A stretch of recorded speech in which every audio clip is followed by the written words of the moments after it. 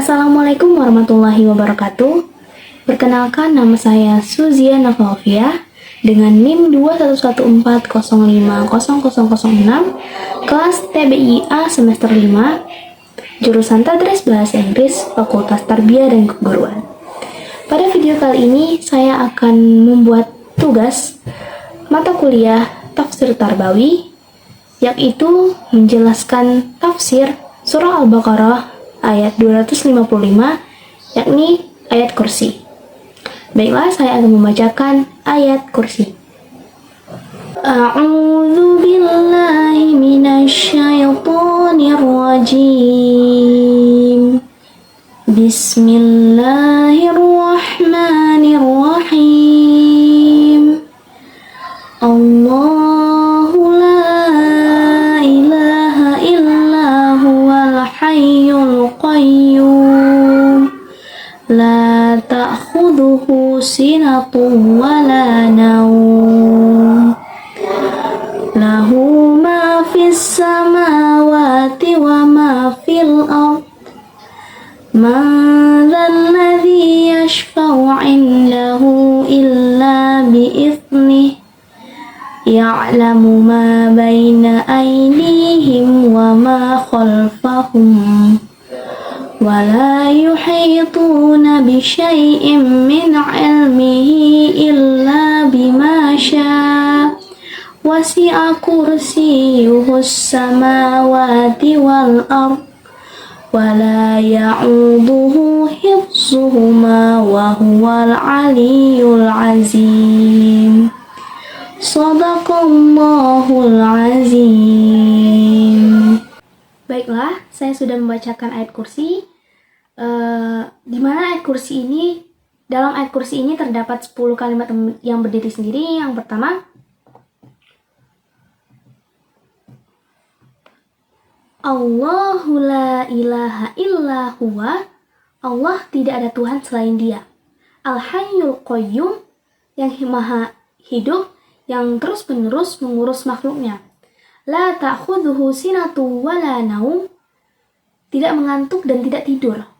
Lahu ma fis samawati wa ma fil ard,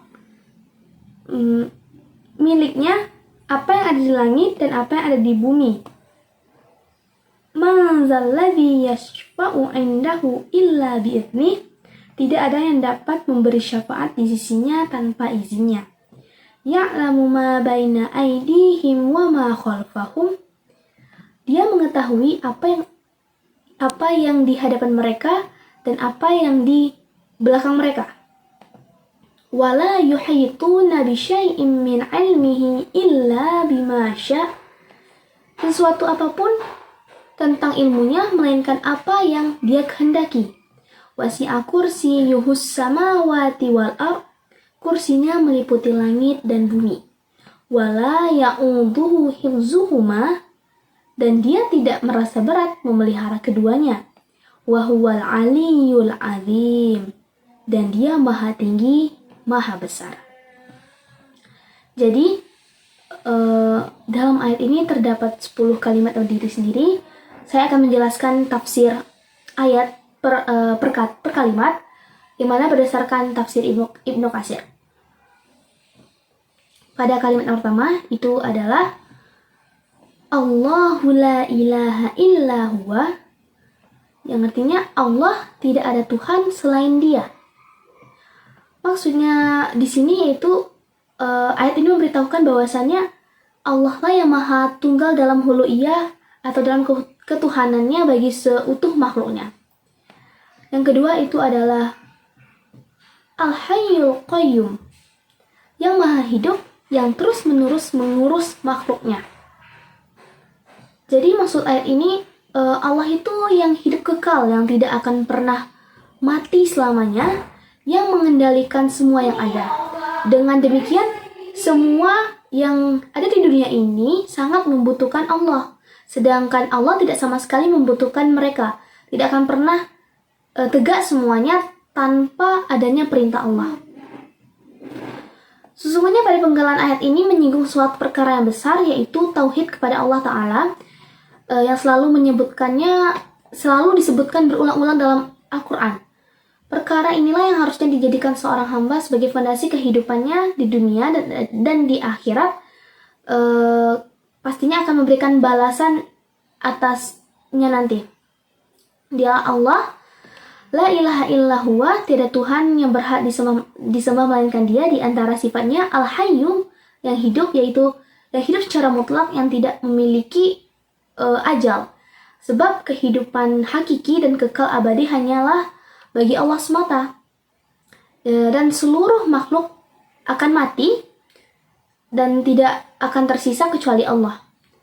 Di samping itu juga Allah bersifat al-qayyum, yaitu berdiri sendiri dan dalam mengurus makhluknya, yaitu berdiri sendiri dalam mengatur semua urusannya dan urusan semua makhluknya, tanpa memelihara siapapun, tanpa memerlukan siapapun, tanpa bergantung kepada siapapun, seperti itu. Dan Dia terus-menerus mengurus makhluknya, sedangkan makhluk terus-menerus memerlukannya. Lanjut yang ketiga, yaitu la ta'khudhuhu sinatu wala naum, yang artinya tidak mengantuk dan tidak tidur. Maksud dari ini itu adalah Dia itu suci dari cacat, Dia suci dari cacat, Dia suci dari kekurangan. Allah itu suci, Allah itu tidak ada kekurangan, kelengahan, dan kelalaian dalam mengurus makhluknya. Bahkan sebaliknya, Dia yang senantiasa mengurus dan memperhatikan apa yang dikerjakan setiap individu makhluknya.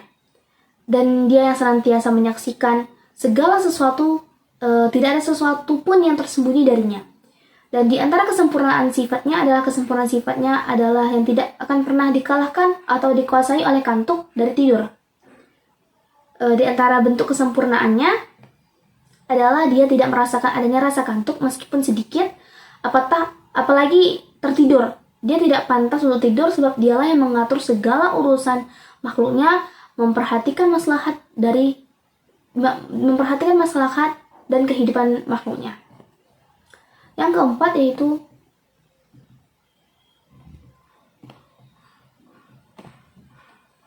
lahu ma fis samawati wa ma fil ardi, yang artinya miliknya apa yang ada di langit dan apa yang ada di bumi. Hal itu merupakan pemberitahuan bahwasannya semua makhluk ini adalah hambanya dan berada dalam kerajaannya, dalam kerajaan Allah, seperti itu. Pemaksaannya juga dan kekuasaan Allah juga. Dalam pemaksaan dan dalam kekuasaan Allah. Dialah raja dan penguasa mutlak seluruh penduduk langit, bumi, berupa makhluk-makhluk yang kita ketahui yang belum kita ketahui. Dan Dia yang menciptakan pasti mengetahui apa yang Dia ciptakan, sehingga Dialah yang pantas untuk mengatur mereka dan menguasai apa yang Dia ciptakan. Karena semua yang selain Allah adalah makhluk, maka mereka semua hanyalah kepunyaan pencipta mereka, yaitu Allah. Lanjut ayat yang kelima adalah Man dzalladzi yashfa'u 'indahu illa bi'idzni. Tidak ada yang dapat memberi syafaat di sisinya tanpa izinnya. Maksudnya yaitu merupakan suatu kesempurnaan kekuasaan dan pengaturan adalah tidak seorang pun dapat memberi syafaat kecuali atas izin Allah, izin Sang Pencipta yaitu Allah. Meskipun Ia adalah manusia paling utama yaitu para nabi ataupun rasul, mereka juga tidak dapat memberi syafaat kecuali setelah Allah memberikan izin kepada mereka. Dengan demikian pula halnya syafaat para malaikat harus dengan izin Allah, sebab seluruh syafaat hanyalah milik Allah Subhanahu wa taala.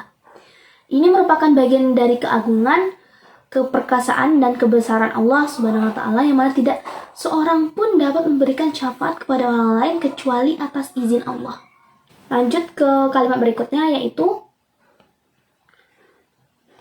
Ya'lamu ma baina aydihim wa ma khalfahum, yang artinya Dia mengetahui apa yang di hadapan mereka dan apa yang di belakang mereka. Maksud dari ayat ini yaitu sebagai bukti menunjukkan bahwasannya ilmu Allah itu meliputi segala hal, baik yang lalu, baik yang sekarang, baik ilmu yang lalu, ilmu sekarang maupun ilmu yang akan datang. Lanjut ke kalimat berikutnya. Wala yuhituna bi syai'in min ilmihi illa bima syaa. Dan mereka tidak mengetahui sesuatu apapun tentang ilmunya, melainkan apa yang Dia kehendaki. Maksudnya itu adalah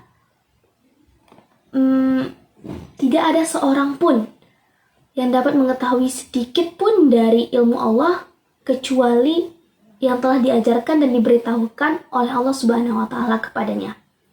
Mungkin juga makna penggalan ayat ini adalah manusia tidak akan dapat mengetahui ilmu Allah sedikit pun, zat dan sifatnya, melainkan apa yang telah diperlihatkan Allah kepadanya. Ilmu Allah meliputi seluruh makhluk tanpa terkecuali, serta seluruh urusan yang baik yang telah berlalu, yang sedang berlangsung, ataupun yang akan datang. Baik yang nampak atau yang tersembunyi, baik urusan itu milik manusia ataupun jin, mustahil bagi hamba Allah untuk mengetahui sesuatu kecuali sesuai dengan kehendaknya. Juga tentang ilmu yang tentang sifat-sifat makhluk dan nama-namanya tidak dapat diketahui oleh manusia kecuali atas ajaran Allah terhadap mereka. Selanjutnya, wasi'a kursiyyuhus samawati wal ard, yang artinya kursinya meliputi langit dan bumi. Maknanya di sini tuh betapa besar kursi yang merupakan tempat kedua kakinya sampai meliputi besarnya langit dan bumi. Kursi di sini bukanlah makhluk yang paling besar. Makhluk yang paling besar itu adalah arsy, yang ukurannya tidak diketahui oleh siapapun kecuali Allah. Seorang hamba yang memperhatikan tanda-tanda kebesaran Allah berupa kursi dan arsy ini hanya bisa menyerahkan urusannya kepada Allah yang maha menciptakan makhluknya atau menciptakan dia, dan merasakan kemuliaan karena telah menjadi seorang hamba Allah, Sang Pencipta Maha Agung dan Maha Besar. Berdasarkan juga Ibnu Abi Tahim menceritakan dari Ibnu Abbas mengenai firman-Nya, wasi'a kursiyyuhus samawati wal ard, kursinya meliputi langit dan bumi.